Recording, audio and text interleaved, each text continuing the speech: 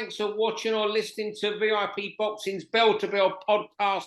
We're on episode 150, a century and a half we made it. Don't know how, but if you listen to every episode, John works out stats. That's a lot of hours you've had to suffer us to anyway. Although I guess they've always been good. Thanks anyway for everyone who's watched, whether it's one episode, 1 minute, or 150. Thank you very much. You know me, Steve. You know John. Tonight's guest, one of the very best fighters around. Certainly the best in South London, and the best in South London. But you know what? No, seriously, one of the very best in the world. Anywhere. Ellie Scotney. Thank you, Ellie, for joining us. Second appearance. We finally got you on again. You got me on, and the very best in South East London. I think Buatsi and Dan Aziz both something to say about that, wouldn't they? Nah, we will go for you. We don't care being biased on this pod. We're not. That's why I've come on. We're all for you. But I tell you what, you got a huge, say it 3 times night for yourself. Unification, defending your IBF Super-Bantamweight against France's WBA champion. Is it Segolene LeFebvre? I can't pronounce it very well. Do you know what? I won't try it because I think it would sound worse than you. So we'll go with what you said. All right. She's 18-0, this opponent that you're. You know what? You waited patiently. Other people were getting chances. And in my opinion, maybe when you deserved it, are you just relieved a night like this has come to you in your career? Yeah, for sure. I feel like, I've waited and I've took the right fights at the right time, I believe. So this is the fight that I can really get my teeth in, and it's giving me that extra percent in the gym, and I believe on April the 13th you'll see that. Yeah, she's a tricky girl to find footage of, isn't she, Ellie? We could find. Yeah, I managed. You helped me with this. It cost me, I think it was €3.99. I didn't unsubscribe in time, so I've managed to get a recent fight. But I've been looking at her. She was on my mind since really I started boxing. We tried to make the fight previously, but it didn't align, and it's aligning for unification in my biggest night. Yeah, looking forward to it. And it's up in Manchester, Ellie, home of a couple of your favourite fighters. It is a home of my couple favourite fights. I'm going to get a nosebleed when I leave Catford, though, the South Circular. But I think it'll be worth it to, box in the same venue as some of the legends that I've been big fans of. It's a great build-out in Manchester. When you say leaving the South Circular, you've never been over a bridge north of the river, have you, either in London? Certainly not in a car. Just a train. I've hit every bridge.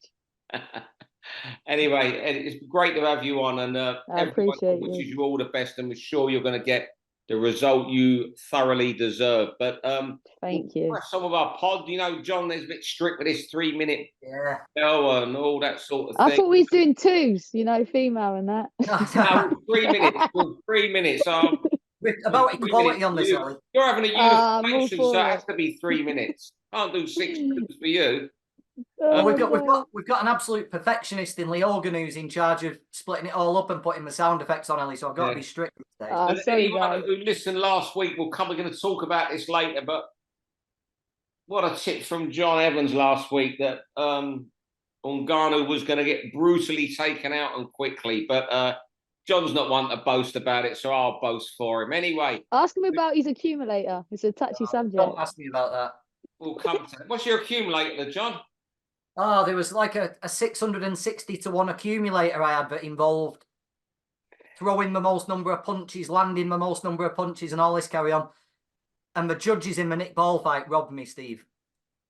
660 to 1. Oh, sick. Sick. Been with you in Spain. You'd have been with me in Spain, mate. Would you have been with me, mate? Wouldn't you? You'd have, buying a mansion down the road or something, I'd have become your landlord, Steve, if I'd come. My landlord, you'll be buying San Pedro del Pinatar, mate, I'd have been one of is it the serfs who did what they were told and all that in history, whatever, I don't know. Anyway, we're going to press on. Round 1, John, start us off, Liam Davies. Yeah, we have we're in a few fan clubs on this podcast, aren't we? We got Denzel. It's all South London so far. Denzel, Buatsi, Scotney, we're all in the fan clubs. But I'm a big member of the Liam Davies fan club. I love Liam Davies. I think he's so underrated. He's won almost every title you can imagine in 15 fights. I've not looked into the stats, but he's probably done it quicker than Quigg and Frampton did. He's exciting to watch. I think he's a great talker. He makes me laugh every time I speak to him. And he's doing it the right way. He's taking on tough people. He wants to be the best. He just gets absolutely no publicity, no attention, and it just seems to get overlooked a little bit. So, yeah, I want to give Liam Davies a shout-out because I'm a big fan.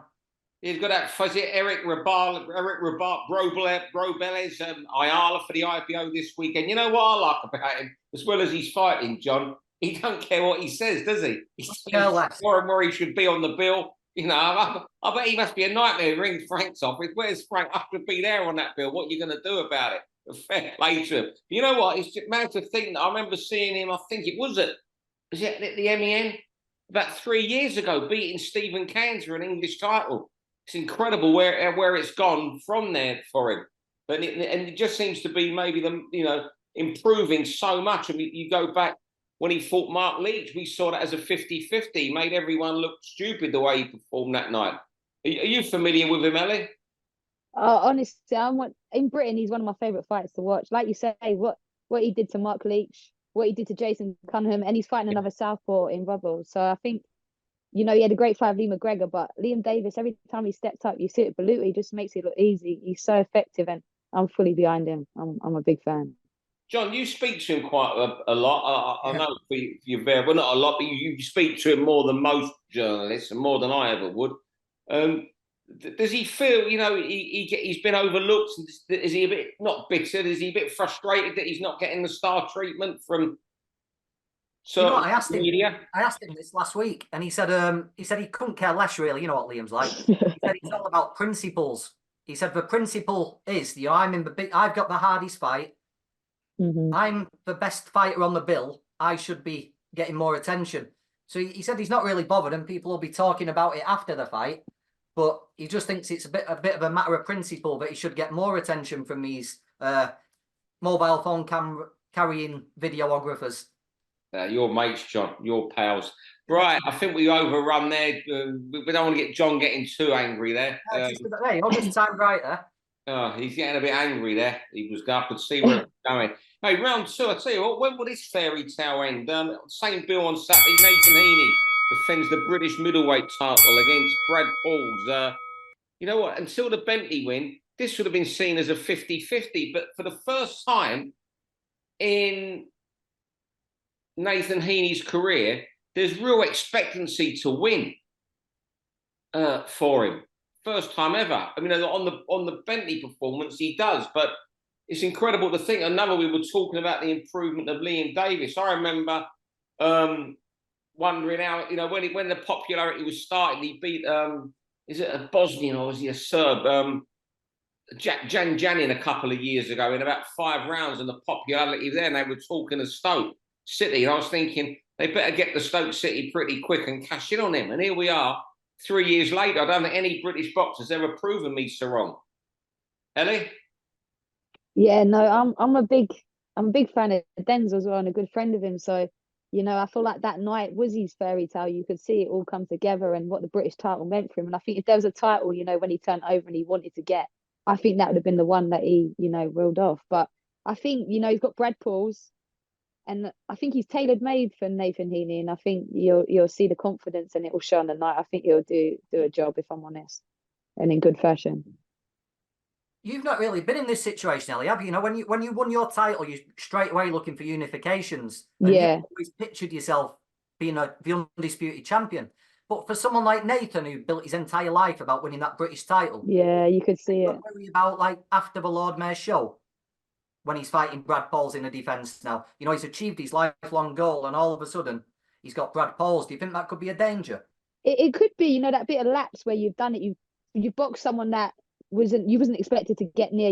As soon as the fight got made, was that Denzel goes straight through him. So to go into a fight where he's the underdog, it looked like he thrived in that situation. And will he get a night as special as that? Will he be able to get up for someone like Brad Pauls, where he is expected to win, and this is the fight before we put you in the big Stoke City or something like that? So only he will be able to answer that in the night. But I really do believe it'll add to his game, and he'll do a job. I think there's a big night in June penciled in for Heaney. I think they're going to do it as long as he gets past. Hope there's no curse. Oh, Yeah. don't say. I didn't know that, John. But let's hope. Oh, yeah, that's it. Yeah, sign of the cross. Let's hope not, because you know what? For the way he's just proven people wrong, he deserves that night. All boxers deserve those nights. But when you're so close, you want Yeah. you want it to go belly up for any boxer. He's got the backing too to fill the seats. Where's your dream venue, Scotney? Catford Broadway Centre. It holds 50. Be on by so 11 o'clock. Oh, you know it. No, you know Selhurst is always going to be top of the list, but little by little. And I'll tell you what, round 3. Start you on this, Ellie. I mean, I don't think there's anyone for you to box in this. Frank's mob against the Eddie gang, your gang, the 5v5 on June the 1st. How good is that? I mean, how do you feel looking outside and there's no one for you in it? Do you know what? The fight we all want to see is Frank versus Eddie. So I think they should be main event. If I'm honest, I'm calling it now. We'll do a catch weight. But it's a great concept, isn't it? And it's took, his excellency to get it over the line. I'm really looking forward to seeing what weights they pick. And yeah, if I could pick one fight, I don't even know which fight I'd go for. There's so many good ones to make. They're talking about Nick Ball possibly fighting Raymond Ford. Yeah. It would have been bigger if Nick Ball won on the weekend, but that's still, a great fight and a world title on the line. Yeah, I saw that. I mean, the one I saw mentioned somewhere, I mean, when John told me this topic, so I've been a bit out of the loop the last bit. I wondered if it had been announced today or anything. I saw one mention today. I don't think it happened to the other players. Mark Chamberlain and Gary Cully. The battle of the fight, and the other one, Southpaws. Yeah, what a fight that would be, because Chamberlain was so good the other night. Ball forward. The other one I saw somewhere just about an hour looking, there was a lot of people. Was Dubois against Heaney who won the other night? Oh, maybe. Do you know what I'm thinking? Do you know, like, White's back now? I reckon they might throw him in with Dubois. I just got a feeling that. Really, yeah? Yeah, you never know, do you? Yeah, have you heard anything, John, or anything else you... Yeah, I've heard a couple, but sworn under threat of death to keep my mouth shut. Okay. But what I would like is I'd like it to be all British fighters. I think it'll lose a little bit of its oomph if it's a Mexican comes over and stuff like that. I don't think the people over there would care less that it's 5 versus 5, Queensbury versus Matchroom. But I would like, over here, I think it means a lot. And I'd love them to just try and keep it to Brit versus Brit. I don't think that'll happen, though. Just think they're thinking of a bit of, like you could have someone who, I don't think it'd be a good fight for him, but you could have someone, Diego Pacheco over against someone, Zach Parker or someone. I suppose you've got to think, if it's going on the zone as one of the broadcast partners, they're going to need that. They're going to want some sort of global. Yeah. They're talking about Ammo Williams. You're going to have a T-shirt on Matchroom T-shirt, half and half scarf. Oh, yeah. Get me on the flight. I'll hold someone's spit bucket for the Saudi bag. Brilliant. It's brilliant because it's going to get people talking, and the Frank Eddie rivalry. But they seem mates at the moment, don't they? They're holding hands. They're holding hands. They're pals. They're having dinners. I don't know. I guess they're having a bit of dinner together when they're out there. It's quite incredible, really. What happens in boxing, shall we say, sometimes?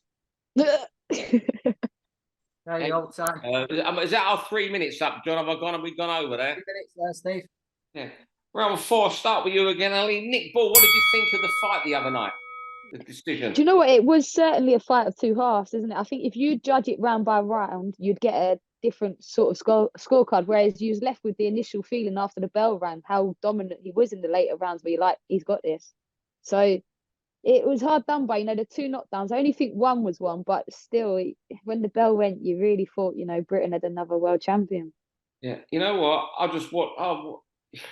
I didn't think, I thought he just about won it, but I thought it was such a close fight, and there was, the social media outcry, and they've thrown the red around quite a lot. Nowhere near close to be like, a shocking decision, like people were saying. The first knockdown. That's what I mean. And could Nick have lost the point when the referee was warning him earlier on? There was so much to it, and I think, like you say, it was just that everyone saw how he finished, and then you're like, because that's the last feeling you're left with. But yeah, the word robbery does get, doesn't it, Chucks? just shucks about a lot. Yeah. What did you make? Yeah. I thought Ball won. Do you reckon? I know we were talking about a rematch. If you were in, do you reckon Vargas would want that? I know No they're going to throw chance. money at him, but they're going to have to order it, aren't they? You know, it's going to have to be an ordered rematch. There's no tempting that guy. WBC, isn't it? Yeah. He knows, yeah. Unless His Excellency wants it again, he gets what he wants and offers Vargas an absolute fortune more than he get for any mandatory or unification. And then, you know, and Turkey walks out, Ray Vargas holding his hand or something to the ring. Do you reckon there should be, you know, like for 10-9 rounds? Because Vargas just about shaded his rounds, didn't he? But Ball dominated his. Yeah. That might, they should use this 10-point system better. Yeah, I don't know. Yeah, I know what you're saying. It's like a bit like there was that fight last week, Ryan Amos, Jack Flatley, where it was very close and the draw was right, but Amos won his rounds a lot clearer. Yeah. You know, like maybe like 10-9 for a close round, 10-8 for a dominant round, 10-7 for a knockdown round. You'd get some mental scorecards. I'd say no. It adds more confusion, you know. We don't need any more. It's bad enough as it is. I mean... Or should we go back to the old half-point scores? The half-point system. I think that leads to too much confusion, John. You're suggesting... Half points and only the referee scoring. Phil, do you know what I think they should get rid of 10-10s? You know when they do 10-10 when they can't pick? Yeah. I think they should have to pick. Yeah. Because it is a bit of a... I think it's a bit of a... Ellie, you've boxed hundreds of thousands of minutes, haven't you? Have you ever gone back to your corner after a round and thought that was a dead even round? You don't, do you? Every single round, you know who sort of got the better of it. I'm terrible. I'm literally like, I'm quite bad at judgment when I'm in there. You are one of them in the corner. Yeah, I'm like, have I got that round? And I could have like not been hit them about 100 and I still think, have I got it? So some people... Do you ask after every round, do you, or is it just your habit? And what does they say to you in the corner? They just tell you to keep quiet, or they just reassure you won it, or say you've got to do better, or what in a round? Yeah. He's very, very honest at that moment, you know. And sometimes they judge it. They have a book with him in the corner, and if it is a close round, it always goes the other way. So we're always, you know, one step where we have to. Oh, is that what you do if it's a close round? Yeah, that's what. The other way. He's got a little book and it's got every fight he's cornered from, you know, start till now, and it's got every scorecard. And if it is a close round, they always give it the other way. So we're better safe than sorry. I've given away secrets. That's incredible insight, that. But I get that. But get that. So yeah, there you go. Yeah, brilliant.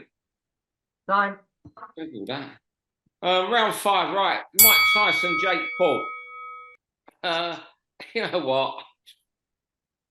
I'll be watching it.